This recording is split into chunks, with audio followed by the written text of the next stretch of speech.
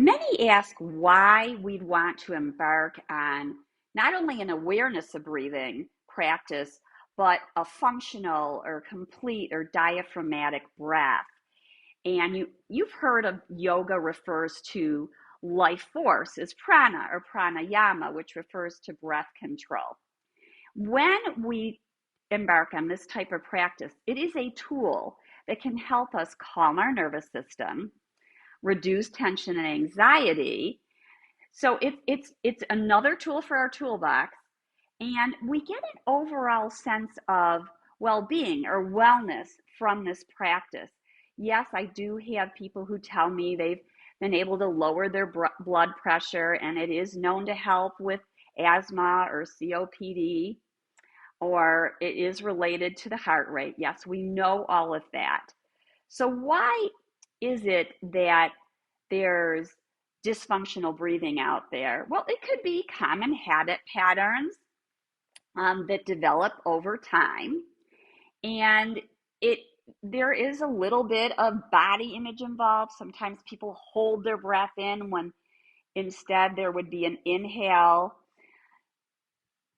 Different reasons for these habits, just like when we move or the way we talk or express ourselves.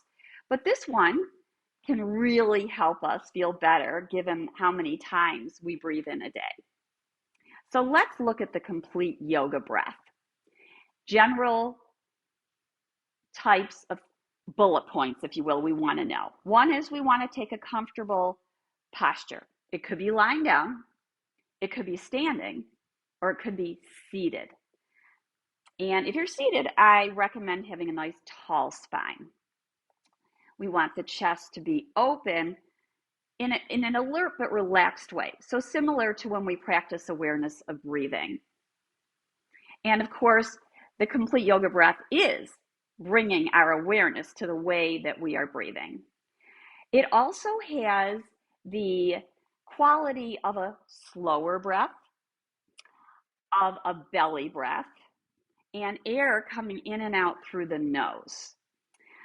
There are a great percentage of our population regularly breathes in and out through the mouth. And that can cause some dysfunctional breathing. It can cause some hyperventilation. It can change our sleeping patterns. It can change how our focus and our concentration. So many reasons why we'd want to bring in more of a nostril breathing. So bring that forth, nostril breathing, and it may not happen right away. And of course, if your sinuses are stuffed, you're feeling plugged up, it's going to be a lot harder. So recommend trying this when you don't feel so stuffed up. We're going to breathe in and out through our nose. We're going to do some belly breathing. And the complete yoga breath is when we think about that it's not just the belly expanding, it's actually the rib cages, there's a little bit of expansion. You might not feel it in a big way, and that's okay. Even though we say deep, a lot of people think deep breath means take a deep breath, but that's not what we mean. And we're not looking to raise the shoulders. That's going to increase tone in the muscles in our neck and our shoulders and increase anxiety and tension. We want to calm that down. As we belly breathe and we breathe through in and out through our nose, we're actually changing the carbon dioxide and oxygen mix so it's more optimal for feeling alert and yet, if you will, a steady state.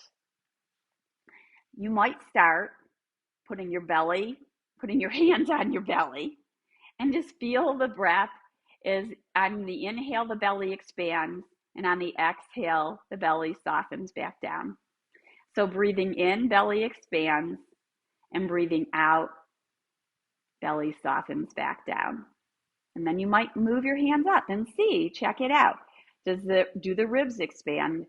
First, it's going to be the belly. Breathe in, then maybe the rib cage. You might feel it. It might be very subtle. And maybe a hand on your heart. You might feel it there. But if you notice that the chest is rising first, we want to try to reverse this so we can get more of the diaphragmatic breath. One of the reasons the belly expands on the inhale is because the diaphragm is moving down. And then as we exhale, the belly moves back in or softens back in. So we breathe in, it's expansive, front and back, side to side. Can you feel it in your back? Very, very lightly, perhaps. We breathe in, we breathe out. We breathe in through the nose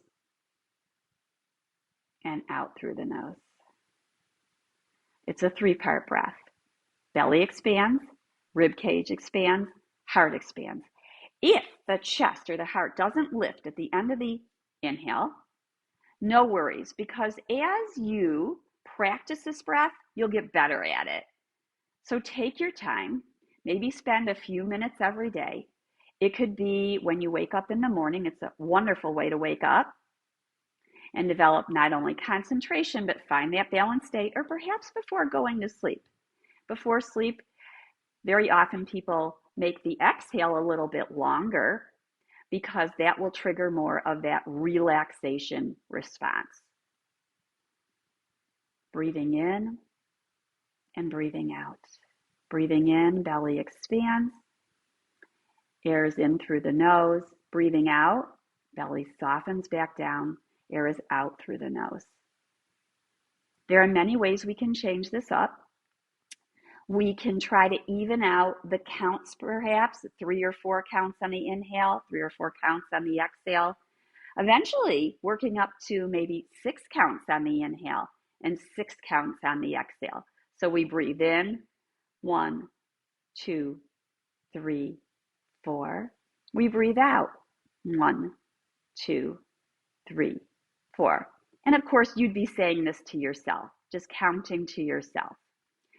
So slow breath, low breath, soft breath without a struggle, a pushing or a pulling, a nasal breath. Breathing in and breathing out. Know that there's many ways to practice breath control or pranayama, different breathing practices.